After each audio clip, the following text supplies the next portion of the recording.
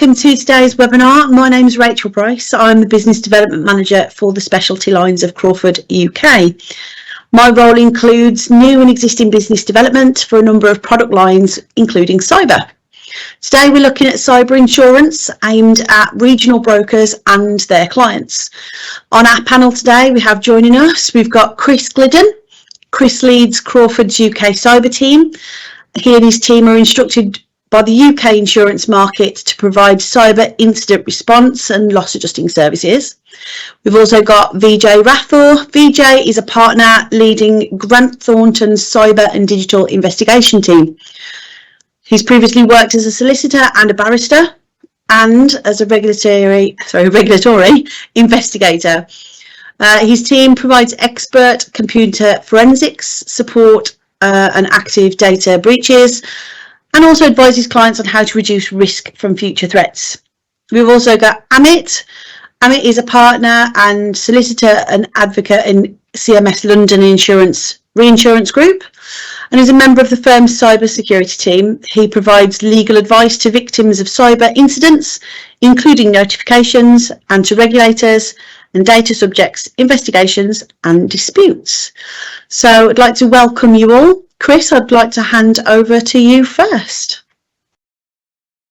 That's great, Rachel. Thank you very much and welcome everybody. Thank you for your time today for this webinar. The main aim of this webinar isn't to be getting into the real technical side of cyber and talking about all sort of the ins and outs of the technical side. It's really looking at the practical side of what happens and what you as brokers can do with your clients to support them in advance of any cyber attacks that might happen, and then what happens if a cyber attack does happen. How can you support them? How can you work with us at Crawford and the other partners that we have? And then what might have to happen after a cyber attack happens?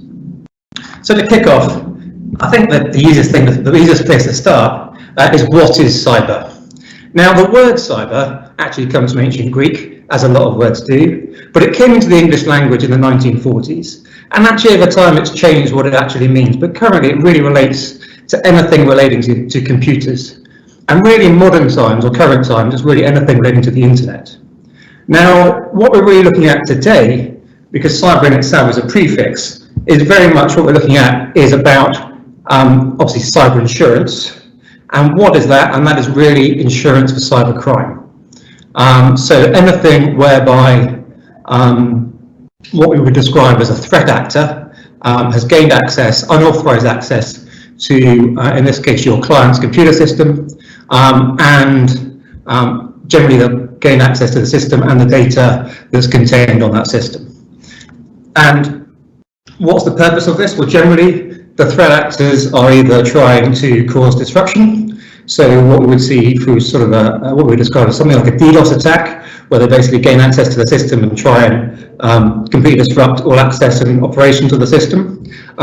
Theft, types of social engineering and things like that, where they might gain access to an email system and use that to send malicious emails that cause customers and other stakeholders to pay away funds to the threat actor, or extortion. And we see it in the media all the time. Ransomware is the key example of this, where threat actors gain access to a system, encrypt all the data, stop access to the system, and then contact the policyholder or the victim and make a ransom demand to be paid in order to release the data and to allow access back onto the system. So that's what we're talking about when we're talking about cyber and cyber crime. And why is cyber insurance important? Well, one thing that should be probably said is the reason we're having this conversation is cyber insurance is relatively new. And so all of the insurers in this market, as you'll know, are all sort of take a slightly different approach. So there isn't sort of one clear approach to cyber insurance. But generally speaking, the reason we buy, as we would have any insurance, is because it's a transference of risk. So it's taking the risk of something that is actually, can happen to anybody, and that's the key thing to remember here. Even if the Pentagon can be hacked, any of your clients unfortunately can be hacked and be the victim of a cyber attack as well. And so it can happen to anyone, but also it is something that is naturally a transference of risk, and also there are significant costs that can be incurred from dealing with a cyber attack, and so having insurance for that is important. But to me, and I think the people on the call would agree, that one of the key things and one of the cool differentiators about cyber insurance to other insurance is the expertise having a cyber insurance policy has, and the support that can bring in for your client if you ensure they have cyber insurance. And it's one of the key things that you should put into your clients when they're thinking about getting cyber cover, because it's not just the cost that they should be concerned about, it's actually having the right expertise. Because it's all very well, I'm sure everyone on this webinar has had this, your computer stops working, turn it off, turn it back on again, well that hasn't worked, you ring your IT team, yep, they're not able to help. And it's at that point that you think, right, something untoward is happening here, what happens then? And rather than just panicking and worrying about what's going on, you can notify, or your clients can notify their cyber policy. And one of the things that I find amazing with this is that within an hour, or maybe 2 hours max, they can be on a Teams call, very similar to this, with some amazing people, some of the best experts in the market, provided by their cyber insurers, to assist them and help them get out of this incident. And they don't have to be a sort of FTSE 100 company. I've had claims with sort of 3 or 4 people, accountancy firms, at a scrap metal dealer the other day. Now, these are sort of very normal companies getting amazing support from some amazing people, and that's because they have cyber insurance, because that can be brought together. And what do we do in that? What's the Crawford role? So we're the incident response managers. So we come as part of the policy. Generally speaking, we come as an insurer spend. So the insurers pay our fees to be in place to assist your clients, the policyholders, in dealing with the incident. And Vijay and I were talking as part of the preparation for this call, where there was actually a diagram that we had where Crawford are sat in the middle, and there was sort of a ring around Crawford.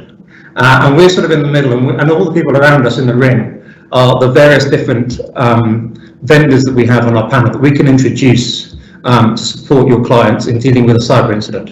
And 2 of the key vendors that we can introduce are obviously IT forensics and legal, and obviously that's represented today by our partners Thornton with Vijay and CMS with Amit. But I should probably say we work with other vendors as well. So we're very lucky that we work with some very good people in the market, and we work very closely to make sure that we introduce and tailor the support to the policyholder, to the victim of the cyber attack, to make sure they've got the right support. And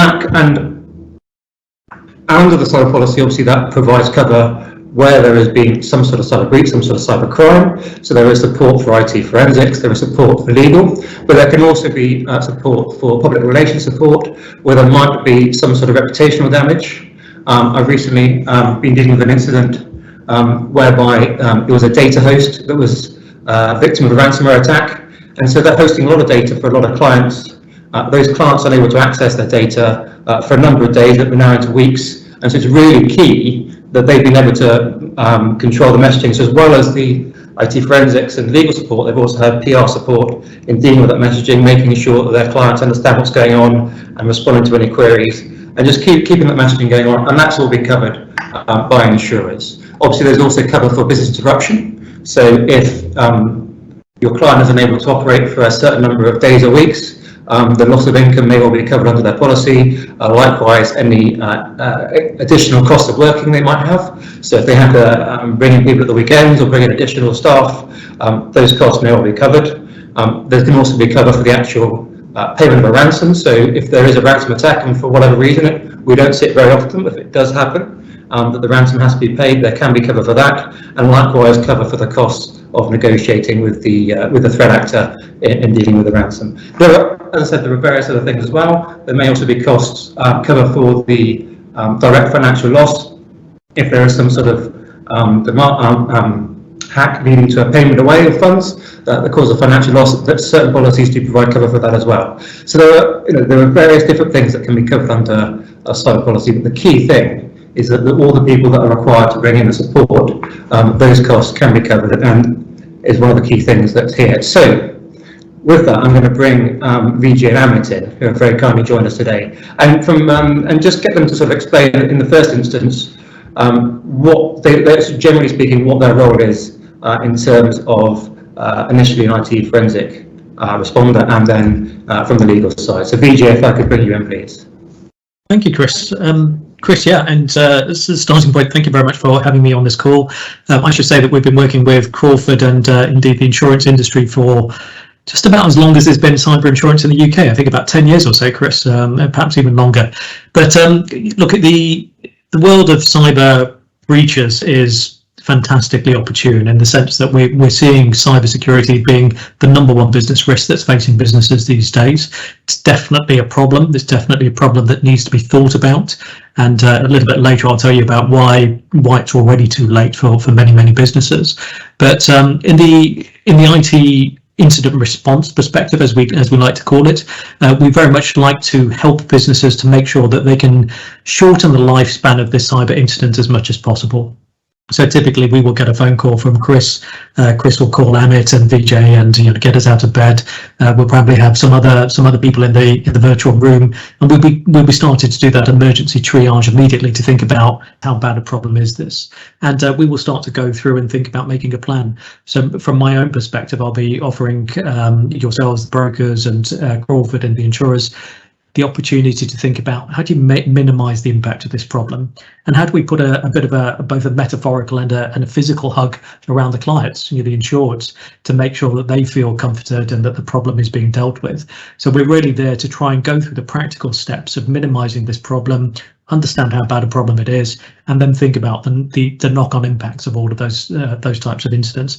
So working through step by step about going through it, making sure that we're providing a continuous emergency response team and providing that assurance that comes from this solution that is very much centered around Chris managing the incident.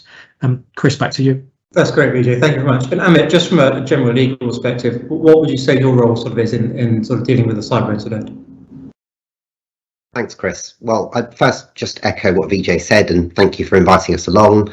CMS, Crawford's, Grant Thornton have a very long-standing working relationship, and we work with lots of insurers in the market. So hopefully the brokers that you work with will find this session today interesting. From the legal perspective, I think there are a number of different hats that the lawyers can wear on these incidents, and we often find that we're really part of a wider team. And Chris has already talked about how Crawford sit in the middle of that team and instruct people like Vijay and people like myself to help assist with an incident. Where we start from is looking to help the insured from sort of 3 angles. In the first place, the thing that everybody worries about is what's happened to my data.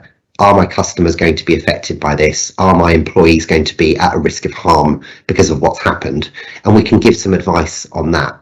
And that advice can range from purely pragmatic advice to actually, let's stop panicking and let's do some investigation. And I can give you the benefit of my experience in saying, from a legal perspective, that's the right thing to do at this stage. Everybody's heard about the ICO and the need to notify, but a number of your clients probably won't have dealt with them on a daily basis. So one of the things that you're getting with the insurance policy is the ability to call upon a lawyer who has experienced these things and can talk to you about that. Another issue that we sort of put ourselves front and centre for is it's not just a regulatory concern. Your customers will often have legal obligations that will be impacted as a result of the attack. For example, if they're unable to trade, and Chris used the example of an accountant earlier, let's say they have an attack on the 31st of January, the biggest filing day of the year for tax returns, and by the way, we've seen that, then they're going to want to know, well, what are my contractual obligations to all of my clients? What should I be saying to them? And working with people like Chris, PR consultants, and managing the message is really important for us as well.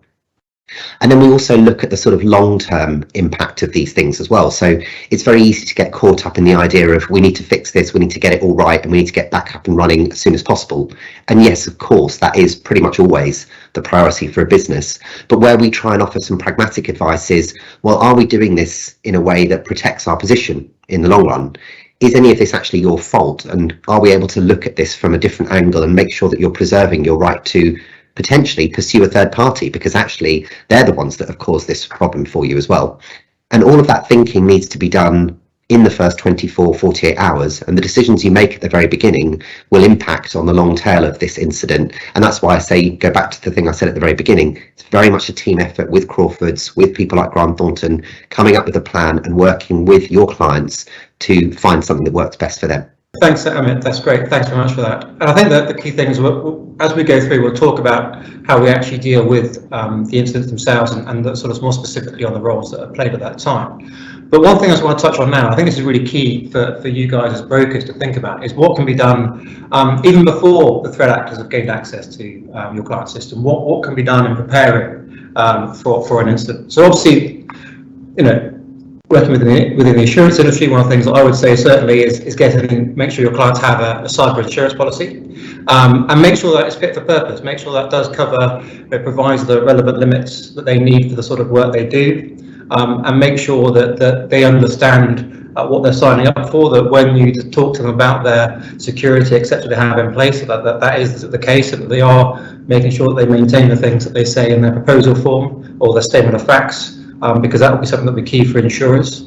The other thing is to make sure that that they know who to contact should there be an incident.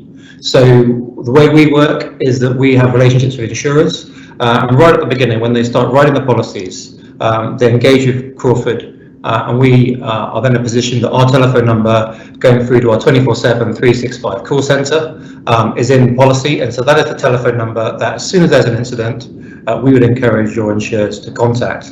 And it's really key for your clients to know where that telephone number is, and that for someone from a senior CFO or CEO right down to a junior employee, that they know where that telephone number is so they can notify. But also, it might not just be the insurers that have got us signed in. You as brokers can also ask for Crawford to be written in as the incident response manager, if you want to make sure that there is someone and you trust can be the support to your clients when there is a claim. Or if there isn't anything in the policy, should your client come to you to notify in a normal way, you can then say, well, it's not clear who should be the incident response manager, but we know Crawford, and you can ask for Crawford to be introduced. You can ask insurers to bring Crawford in, because we can then help you and your clients in dealing with the incident. But before any of that, it's making sure that when an incident does happen, that the insured know how to notify, because as Amit as alluded to, and I'm sure Vijay would agree, the key thing is not to panic, but to get things moving as quickly as possible. And so if you know where that telephone number is, straight away, as I said, you can bring in all these amazing people, and it's all well and good. I know a lot of policyholders quite often will sort of sit and panic and think for 2-3 days and try and work out what's going on and try and fix it. Actually, sometimes if they've got an insurance policy, the best thing they can do is ring that telephone number and get the support in from the people provided by their insurer. But that's from a sort of insurance and a sort of practical side. But in terms of an IT and a legal side, Vijay, first of all, do you have any sort of advice on making sure that the broker's clients are sufficiently supported before an incident? Yeah, absolutely. Again, I mentioned at the outset that I think very recently Allianz put out a document which they've been putting out for a few years now, the Allianz Risk Barometer, and it obviously talks about the risks that are facing modern businesses, and cyber has been the number one for I think the last 2 or 3 years, COVID notwithstanding. So look, cybersecurity risks are going to happen. They will fall upon your shoulders, and so I think you said it exactly right, Chris. The first thing to do to think about is assume it's going to happen, and ironically, it's such an easy and obvious thing to say, but understand your business. And the number of businesses that I'm sure all of us have been involved in, but certainly Chris, yourself and Amit and I, when we've gone into a business and asked that business questions such as, what does your firewall look like? Do you know what operating systems you're using? Do you know what your network infrastructure looks like? Who's the head of IT? Sometimes it's a third party, sometimes it's a first party. So, who do we need to, whose hands do we need to get their neck around, get their hands around their neck in the circumstances where, there is something to desperately get out of them, password changes, administrative policies, all of those things. So understanding your business right now is really critical, and especially in the context of, in the circumstances of an emergency situation, you're not going to have a lot of time. Minutes are critical, hours are going to be a long time. And so the more that you can do about preparing and thinking about these things right now, the easier it is going to be for you to make good, sensible decisions, to use a word Amit used, pragmatic, practical decisions a little bit later when you find yourself with your back against the wall. So understand your business, really critical. And related to that, understand your crown jewels. And that will be a different question depending on the type of business you have. But from my perspective as an IT nerd, understand your data crown jewels. But that may well be if you're a business that's in manufacturing. I've worked with a business that made yogurt, and when they had a cyber attack, the critical thing was making sure that they knew how to switch the production equipment on and off. Otherwise, they would have a load of milk that were curdling uncontrollably inside these enormous vats. So it may be that production is your priority, maybe that emails are your priority, maybe that your website is your priority. But invariably your data is going to be your priority, and we'll come back to that. So understanding your crown jewels and thus the infrastructure around that is really critical. And those are questions that you as brokers can start to understand right now, because I'm sure it will have impacts in terms of pricing decisions and understanding the type of environments that the insured is operating in. So your crown jewels are effectively those systems, those bits of data that you can't live without. Understand what they are, understand what you would do and would need to do to make sure that you could get those operational. Would you have any options in the circumstances where that isn't possible? Related to that then, as you start to understand your business and your organogram, your organism, are your systems up to date? Are they being kept up to date by yourselves or a third party? And what kind of systems are they? Kind of thing that we're going to need to know. Amit and I are going to really need to get our hands around your data estate, as they call it, very, very rapidly. So understanding what your systems look like is really critical. And that thing about keeping them up to date, we'll come back to it, but it's an important factor if you do find yourself in an awkward position if you're being investigated by some of the external regulators. Mentioned about IT teams, internal or external IT teams, are they people that you can call 24 hours a day? Because it can be really critical to making sure that you've got somebody there to help you through that crisis. If we talk about priorities in reducing your risk profile, backups, and again you've been hearing everybody talk about IT backups for the last 20 years or so, for as long as it has been computers. But it's such an easy pill to swallow, to say take a backup. In fact, what Chris, Amit, and I are going to find is invariably when a sophisticated attacker attacks a business, the backup is the first thing that they're going to try and poison, because they know that once they've destroyed your backups, they've really got you over a barrel. So understand if you're taking backups and where those backups are. Are they being kept isolated away from your IT system, so that there is a way for you to revert back to those and make sure that they are uncontaminated, that they are safe, that they are accessible. And frankly, a lot of this stuff just comes from training your people. So make sure that your staff know to be suspicious of files, emails, things that look a little bit too good to be true. I think we've all seen a few of those types of things. Even minor things like downloading a film from the internet while you're traveling abroad, and making your people, training your people to be conscious of whenever they're typing in a password, whenever they're downloading something from the internet, there's a risk that could cause a risk. So don't ban it all, but make sure that you're training people to be wary of any types of files and information they're accessing from the internet, especially whenever they're typing in their work passwords. And that's really going to be related to thinking about where you are. So accessing your internet anywhere from a third-party system like a hotel or an internet cafe, from a Starbucks, there's a risk that somebody could be spying on you, intercepting your passwords or in your information. But finally, in summary, look, be ready for it. It is going to happen. So in that regard, make a plan. And in that way, think about how you're going to invest time and effort and money in protecting yourself from the risk, so that when it does happen, you're able to defend yourself and make sure that you can react in a sensible way. And obviously, cyber insurance is just one of the best ways of risk transference, in my mind, that you can really invest in right now. Chris, back to you. Thanks very much, Vijay. And that's all really good advice. I think it's the key thing here is making sure your clients have got good IT hygiene, making sure that they're aware of these issues. As Vijay said, these things are going to happen, but there are things that can be done to mitigate these risks and to sort of put your clients in the best footing possible. And that's obviously something that your insurers or the insurers of the clients are going to be looking for, partly in terms of when it comes to placing the risk. Insurers are going to be looking for potential policyholders that have got good IT hygiene, but also that they are maintaining good IT hygiene through the period of the policy, so that they can't be held to be accountable in any way for the incident having happened. So that's a really good thing. I was reading something the other day that actually in cyber, it's an ongoing duty, it's an ongoing thing that policyholders should be constantly thinking about. It's not something that you just buy a policy and then you ignore it for a year until you renew and until there is an incident. You need to constantly be thinking about making sure from a policyholder's perspective that they are constantly aware of making sure that they are following through with what they're supposed to be doing. So on top of the IT, we also got to make sure that your clients are looking after their data as well. So Amit, what can they be doing to make sure their data is secure and they're safe and they're ready to dealing with an incident should it happen? Thanks, Chris. Well, a lot of the things that Vijay said also hold true for the legal perspective as well. I'd say some words of encouragement for the brokers listening, which is if you're having this conversation with your clients and they're talking to you about where the potential risks are to their business and what the data that might be at risk for them actually is, they're ahead of 90% of the businesses that we end up working with at the back end. So stay positive in that first instance. But really, it's a mix of things they need to do, and ultimately, all the things that I'm going to recommend are things that benefit the business itself.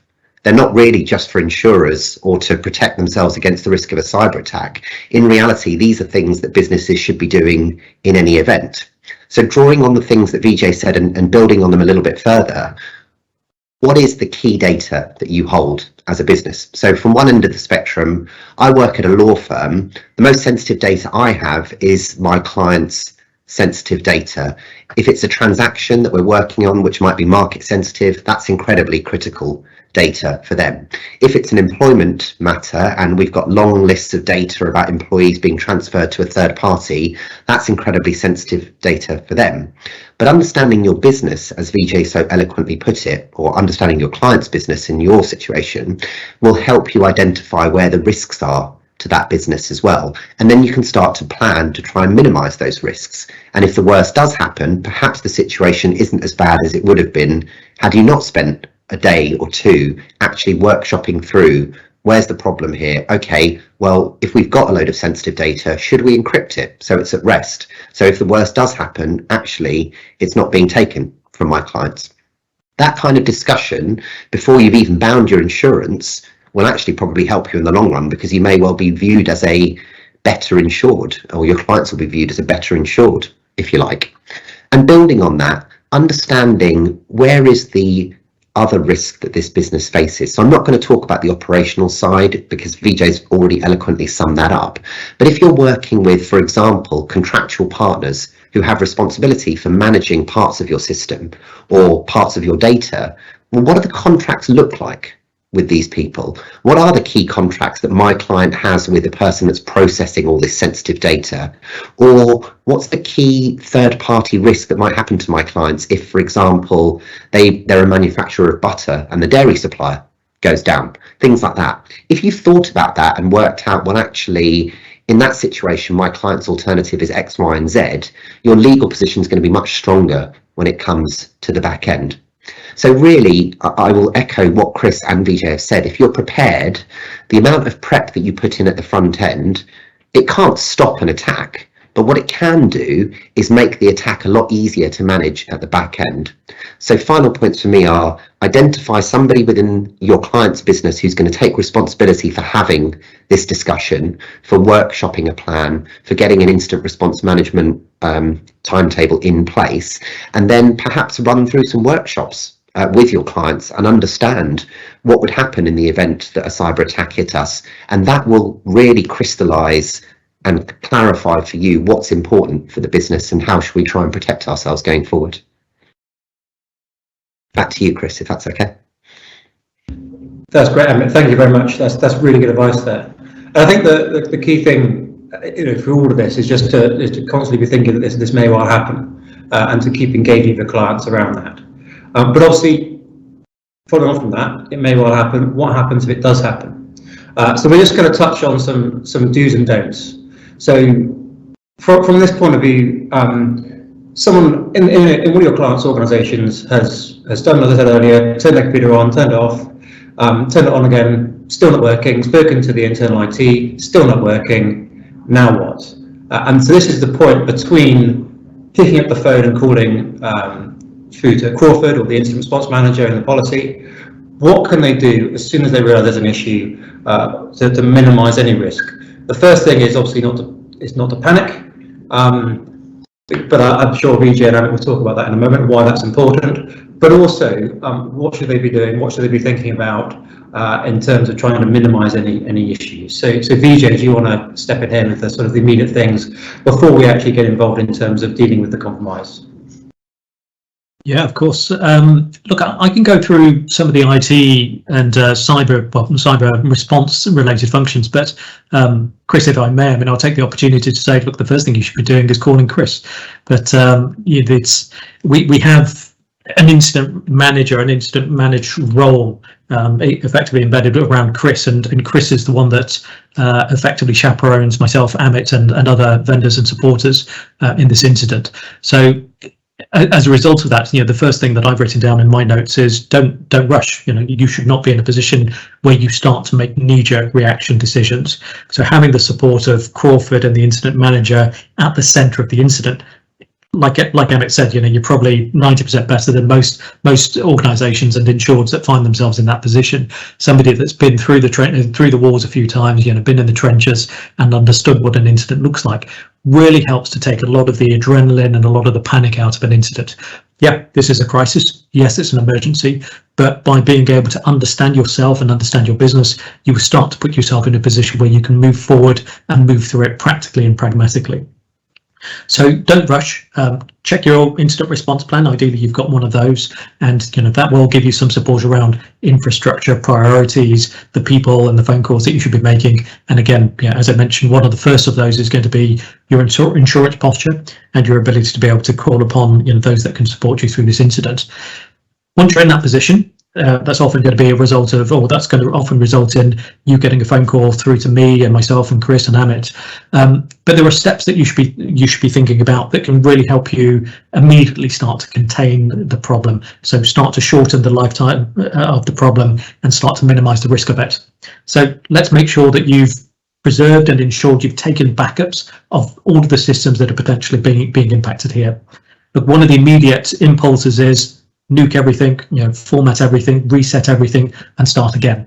That can be a useful thing to do, but it won't necessarily clean out all of your systems, and it won't necessarily take away the problem, the bigger problem, which is potentially infrastructural, potentially contamination of data and systems and other things.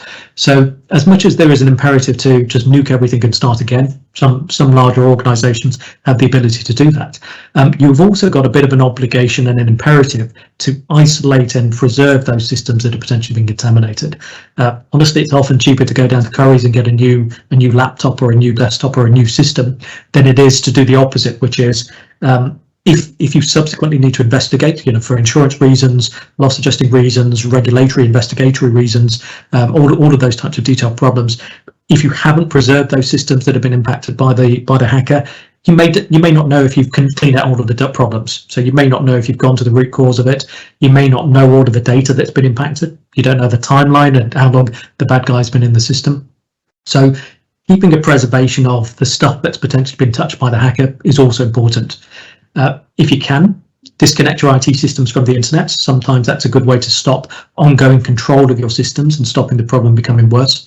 Not always the best advice, but often it's a good practical step. And there's a good reason to not immediately try and reach out to the hacker if there has been a ransom note. So again, this is in the absence of speaking to Chris, speaking to Amit and myself. Don't immediately start reaching out to the hacker and saying, hey, look, what the hell have you done to my system? Again, you'll often get an email or a note from the hacker. And once you start to liaise and have communication patterns with the hacker, you may well start to demonstrate that you're the kind of person that's prepared to put money on the table to get your systems and data back. And that can often result in the damage to your systems getting worse, getting more aggravated, the price of the potential ransom, if there is such a thing, increasing as a result of you reaching out to the hacker. So again, don't take too many of these steps without already conversing with your emergency response team, everybody on this this webinar. Something you shouldn't do, though, is ignore the problem. Again, part of your training, your IT training and your internal training is, and especially at an executive level, make sure that the business, make sure that the insured knows that there are people that they should reach out to in the event that things start to look a bit suspicious. Computers slowing down, websites going down, data starting to be suddenly unusually inaccessible. Those might be the start of a problem, and the sooner you start to reach out and start to investigate that, again, the better you can contain and limit the type of damage. If you wait 3 weeks and you just think, I'm on holiday and come back and see how it looks after I come back, it may be 3 times worse, maybe significantly worse. You may have lost access to everything. So again, don't ignore the problem, but don't overreact to the problem. So you're reaching out immediately to your emergency response team, and typically, we will start to get a response available within minutes to try and stop the problem getting worse. But one of the factors that I recommend you think about is, again, you've thought about your crown jewels, you think about your infrastructure and your data, but think about the public face to the incident. So we're thinking about degrees of reputation management. So Amit mentioned third parties. You may be a supplier to somebody else. There may be somebody that's supplying into you. You may well have obligations to get jam jars inside Tesco tomorrow if you're in that type of business. So think about the public face of this incident. There may well be social media aspects, news reporting, may well blow up on the internet. There may well be third-party liabilities. So reputation management will be something that will start to come into that. And so as a result of all of this stuff, quite important that my own team, again, the kind of computer forensics team, can help us to understand data and the life cycle of this problem. So understanding if data has been touched, if it's been, the posh word, exfiltrated, stolen and is being sold or given away or accessed by a third party on the system. So understanding if your data has left the business, or potentially even if you've lost control of your business data. Amit perhaps can go into that also being a critical factor. Loss of control may well trigger certain types of regulatory concerns. So this all kind of comes all the way back down to the root cause of being able to investigate the incident by being able to understand your infrastructure allows us, the three of us and others and the insured themselves to understand how bad a problem this is. And so, you may well need to get PR involved, insurers, legal teams, and other emergency response teams to support you. But this goes all the way back to understanding your data, containing the problem, and allowing us to go through step by step to investigate it so we can make it the least problem that it could be. Chris, that's back over to you, but not all IT things, but all related to practical steps that we should and shouldn't be doing. Yeah, absolutely. I think that's all really important. I think one thing that jumps to my mind is when you get that phone call from the insured and they say, don't worry, we've wiped all our servers. And that's one of the worst things they can do, because you then don't have any way of working out what's happened or any way of doing an IT forensic investigation. And that's obviously key from an insurance point of view.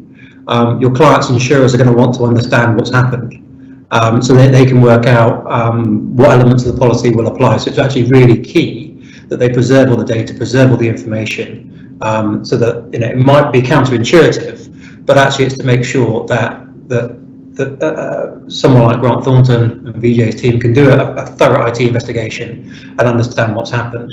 And again, bringing Amit sort of talk about the things that should be done in terms of data as soon as you've identified an incident. Thanks, Chris.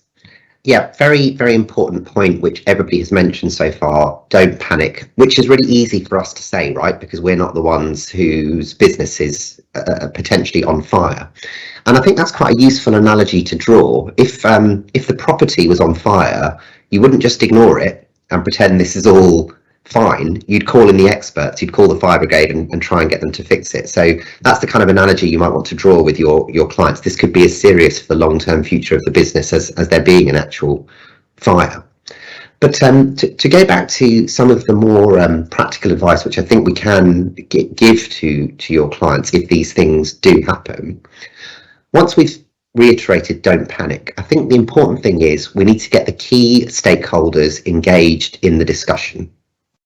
The amount of people that ignore cybersecurity before an attack happens and suddenly it becomes escalated to the key boardroom issue, and actually why on earth didn't we have cyber insurance? Because it's important to remember that Chris, Vijay and I work for a lot of people who don't have cyber insurance on these matters and wish that they did have it when the worst does happen.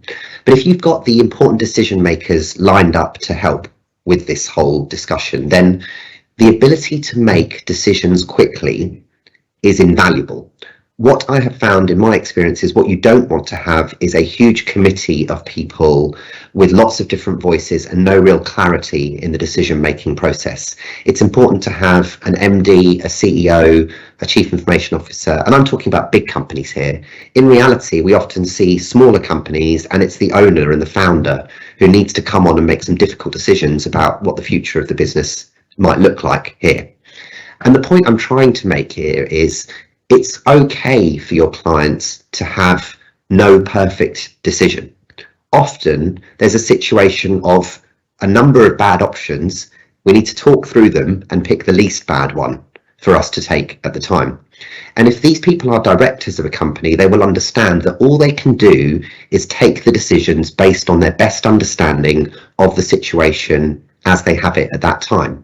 But that's where people like myself and Vijay come in, because Vijay's team will be helping you to investigate. They will be helping you to understand, well, what is it that this risk is? What does it mean? And then you'll be speaking to my team about, well, okay, does that mean that we're going to be facing a huge load of claims off the back of this? Are we going to have to be making notifications to 20 different countries across the EU and the rest of the world? But the ability to have that discussion, which comes out of Crawford's engaging us and the insurance policy sitting behind it, is one of the key features I think that will really benefit your clients if the worst does happen. So we've already talked about preparation being key, and in an ideal world they'll have gone through that exercise where they've worked out what's most important to us as a business, what are we trying to save, who do we need to speak to, who are my top 10 clients that I might want to put an arm around the shoulder for here and say, actually, we're having this issue, but we trust you, we're a valued partner, we're going to bring you into the circle of trust and explain what it is we're trying to do. And there might be 1,990 other customers where they can just wait a day or two while we try and get to the bottom of what's happened. But having that conversation and understanding that at the beginning is really key. And again, building on something I said earlier, if you've looked at your key contracts and you worked out where the suppliers are and what the risk is, and you've thought about, well, okay, I know about the ICO, but actually I'm a solicitor's firm. Do I need to speak to the SRA as well? I'm an accountancy firm. Do I need to speak to the ICAEW? I'm a gambling outfit. Do I need to speak to the Gambling Commission? All these things will be running through your clients' heads at the time. If they've done the prep, great, that's really helpful. They'll know exactly what they're doing. If they haven't done the prep, the ability to have that conversation with people who've been through it on a number of occasions can shortcut that type of thinking. And suddenly by hour 4, we've identified, actually, we need to do X, Y, and Z today. We're a supplier of power to the UK energy industry. We've got to tell the government as part of the NIS directive obligations. All that type of stuff is done with the insured protection in mind, but we are looking at the long tail of these things as well. So while we might do these things in the first 24 to 72 hours, we're very conscious that the things we say in this window will impact what happens at the back end as well. And all of that thinking can be done in those first 2 days. So I'll finish off with something Stephen Tester, who is a former partner who worked with us, said. It might sound like 72 hours is not a very long time to make a decision, but it is if you're working every single hour of them. And typically after a cyber attack, the businesses that you guys are placing insurance for will be working, so will Vijay, don't worry, so will Chris, will be working for those 72 hours to try and get to the best solution they can. Hopefully that's some helpful advice. Yeah, absolutely. And I think that's a really key point, leading us onto the next topic. And this is obviously talking about actually dealing with the incident itself. And also we've all touched on that. But I think the really key point that Amit made there is what you do in the first 24, 48 hours has an impact on how the incident can actually play out over the coming days and weeks. So it is really important to make sure you get that bit right. And that's what feeds into the preparation and all the other things we've talked about in this webinar leading to that point, to make sure that you're in the best place possible, your clients are in the best place possible for when that happens. So as I've talked about, from Crawford's perspective, where we're the incident response manager, our telephone number will be in the policy. Encourage your insurers to ring us if they've identified an incident. That will come through to our call centre, and that is then referred into, If it's the UK, the telephone number is attached to the policy, so it'll go straight through, and they'll know it's a UK, they'll know it's a call in relation to cyber incident, and that will come through to us in the UK, and either me or one of my team will then pick it up. And our requirement is within an hour we will phone your client, and in most cases it will be within minutes of receiving that. We'll be on the phone to your client to find out what's happened and to properly triage the incident and work out what support they need. It might be that they actually need Amit, Vijay, and various others on a call as soon as possible. Or it might be that actually, don't worry, this is not as serious as you think it is, and we're just there to act as a calming force to kind of just help out and understand what exactly has happened. But assuming it is a serious incident, we will then go away and refer to insurers and make insurers aware of what's happened. We will then, as well as speaking to your clients, we will then reach out to Vijay or Grant Thornton or similar, and Amit at CMS or other lawyers, and we will then arrange for what we call, or we'll put together what we call a crisis management team, and we then have a crisis management team call. And you'll hear there's various acronyms unfortunately in this, and one of those acronyms is the CMT. So the CMT comes together, and your client is part of that. And we would encourage your client, and either if they've got an internal IT person, to be involved if they're not the person that we've already spoken to, or to get their external IT to be involved. And we would then, quite often within an hour or two of the incident being notified, we would then have a call. And one of the joys of modern developments is we can have a Teams call, so we can all be sat. And one of the most amazing things I have is when I sit there and just see all these people that have been brought together in a matter of minutes, essentially, all brought together to support your client because of the insurance they've got, that can then have people that have dealt with these incidents. And it's one of the key things about avoiding panic, because yes, your client may be panicking, but you would hope that me, Amit, and Vijay will not be, because we've seen multiple incidents. We've seen this multiple times.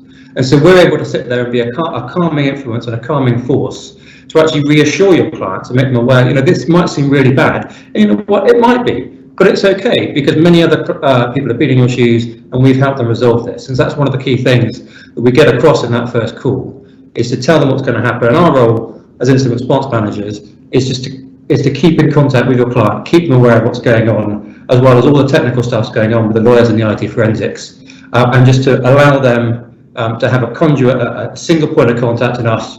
And we can then liaise with the insurers as well to make sure the insurers are aware of what's going on, to make sure they understand the costs that are being incurred, the work that's being done, and make sure the costs are being managed so that they're comfortable, and so that your clients are comfortable that all the costs that are being incurred, and unfortunately these can be quite high costs in complicated incidents, are being managed, and that the insurers are comfortable with those costs, and those costs will be covered under the policy. So we have that CMT call.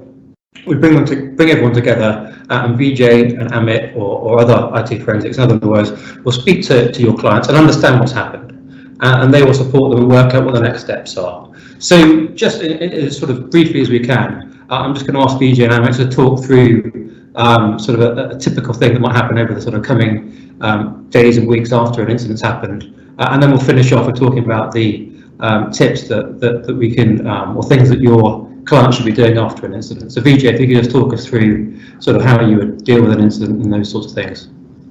Chris, yes. I mean, look, conscious of time, just very, very briefly, but look, there's fairly standardised models in terms of how one, or indeed how I should be going about doing the work that I'm doing for the insured when they find themselves, at the creek without a paddle.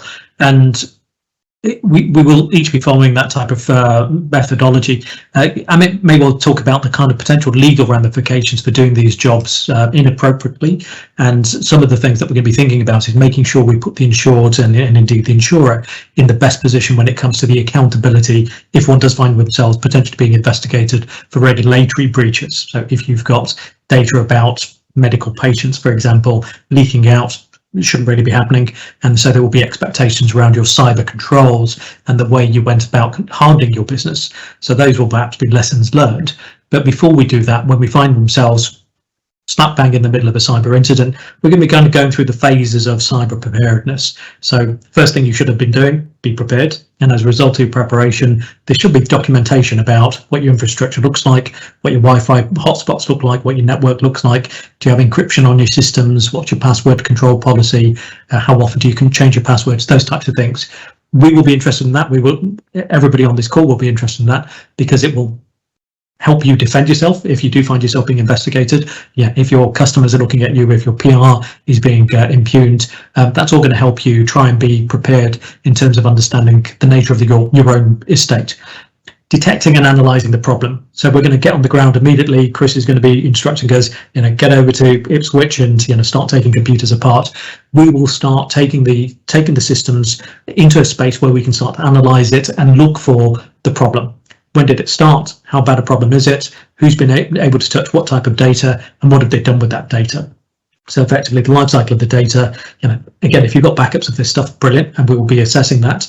But effectively, what has the hacker been doing with those systems? So we will literally be creating a timeline of the incident for Chris, for the brokers, for Amit and other parties, to make sure that we can understand how bad and big and long a problem is this thing. That's going to help us to then focus in on a narrow stage. So if this only happened over the course of 3 days during the bank holiday, brilliant. We're not looking at 6 years. We're not looking at thousands of computers. We're looking at 2 computers for a small isolated sliver of time. That really helps to focus us, stops the panic, stops the adrenaline, keeps us managed. And in all of these things, what we're trying to do is achieve 3 goals: contain, eradicate, and recover. So we're trying to focus right down onto the problem, contain the problem if the bad guy is still inside the business, and also contain how much that's potentially spread out. If you've got active ransomware, that may well be spreading from computer to computer to computer. So how we isolate those systems is important. Where we can, we're eradicating the problem, and potentially we're seeking to recover from the problem. So especially if it's, for example, a ransomware, there may be ways for us to decrypt the data without necessarily paying hundreds of thousands of pounds for every decryption key. But in all of this stuff, we're really trying to make sure that we are doing the most pragmatic and practical things possible during that emergency crisis window. Certainly there's going to be a billion other things that we can do after the emergency is abated, but right now contain the problem and then help the business try to get back to a little bit of a semblance of BAU. Thanks, Chris.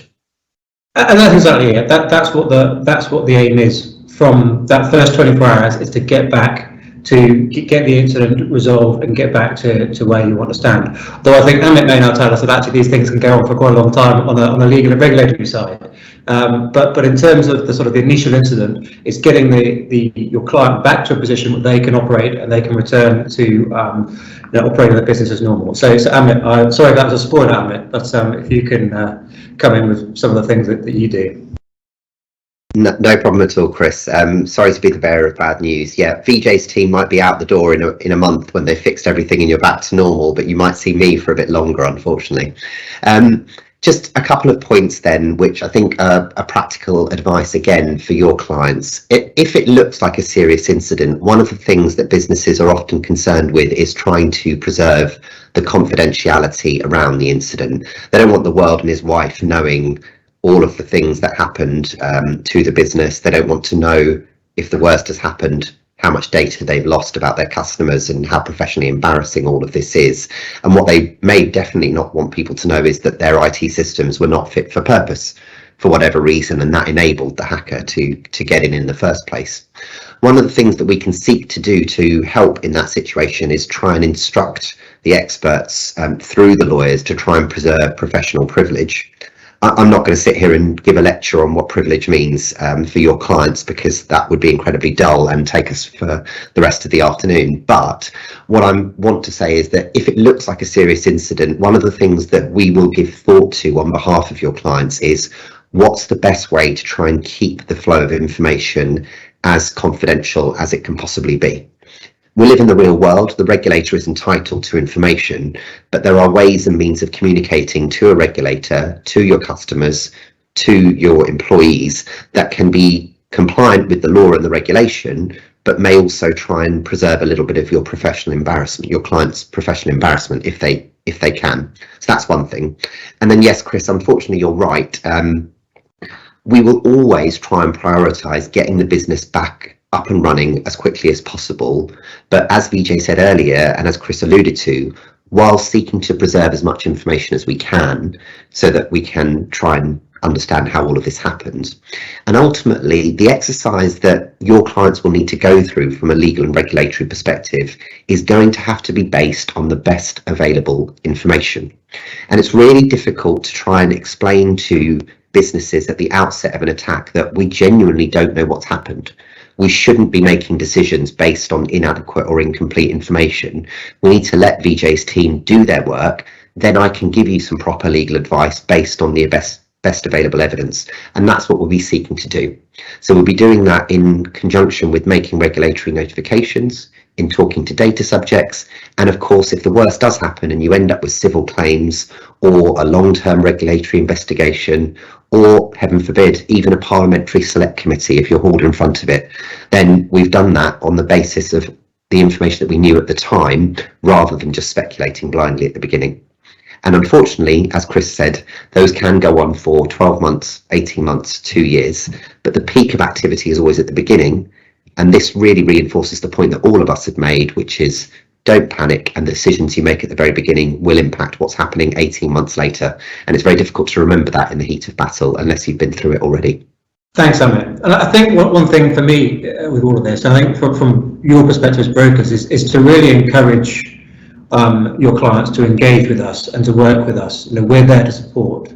I do find it surprising sometimes how much support is offered to policyholders and how reluctant they are sometimes. And again, and Amit touched on that, because they're concerned about the confidentiality, because they're concerned of keeping it in-house.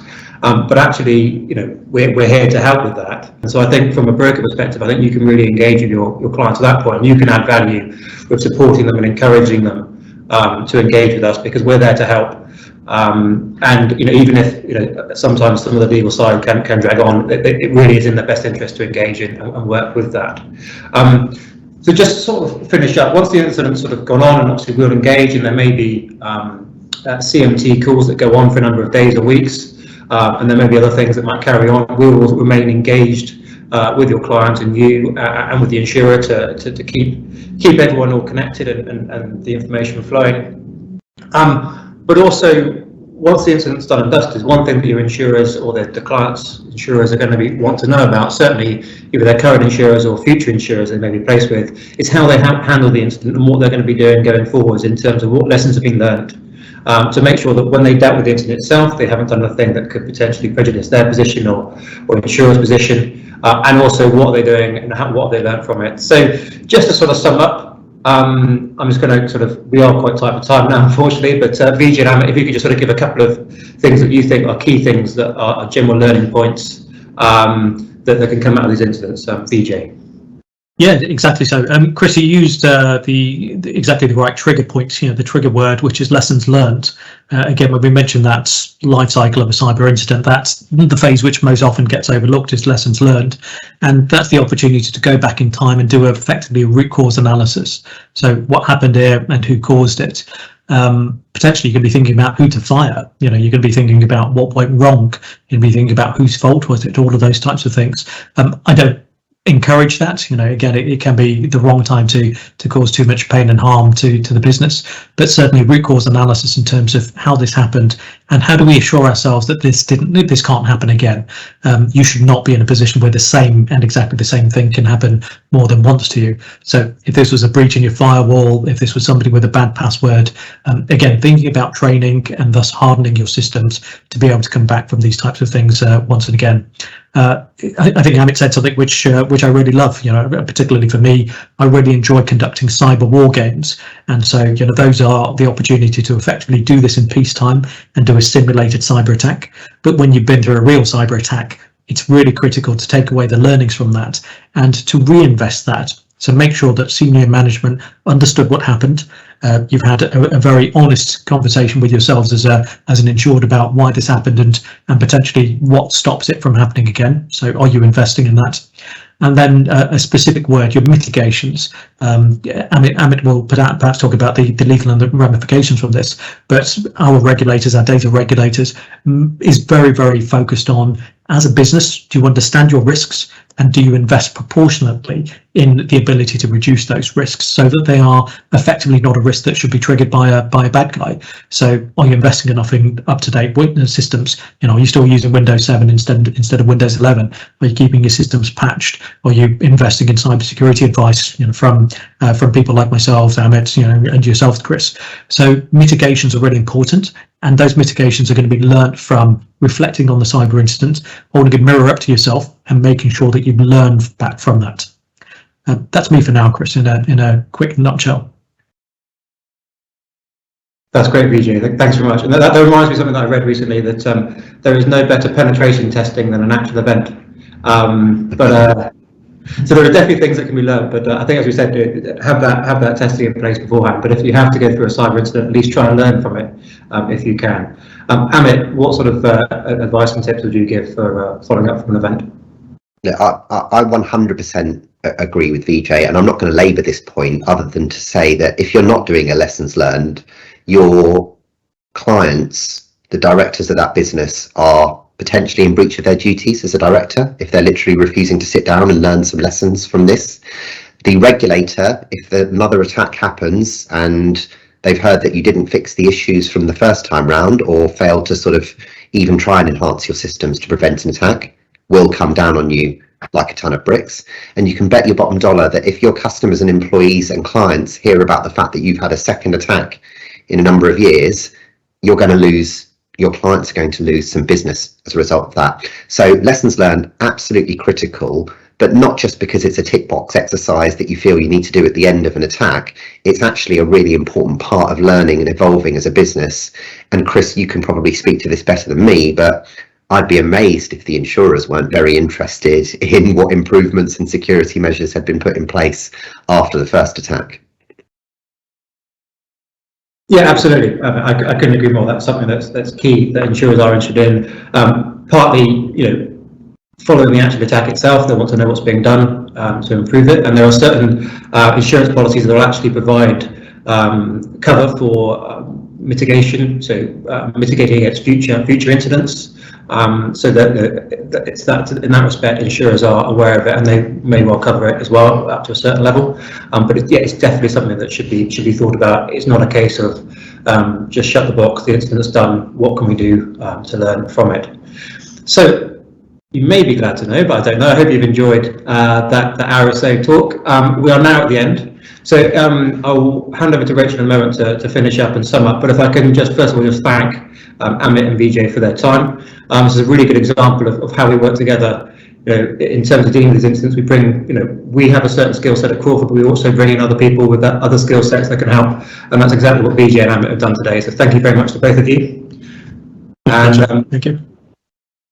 And to hand over to Rachel to finish up. Thank you very much. Oh, wow. Thank you, guys. I learned a lot listening to you guys. I hope that everybody who joined the call today has learned some really helpful, useful, practical insights that they can use to give to clients. Obviously, if you want to recap, what I'll quickly just recap, shall I? So Chris and the Crawford cyber team are here to help to manage your clients' cyber incidents. That's number one. Make sure your clients are prepared for cyber attacks. Crawford and our partners can actually help you with this if you need it. So if you want some help in how to prepare, we can help you with that.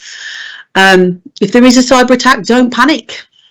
Approach it calmly and get the affected client to contact the incident response manager just as soon as possible.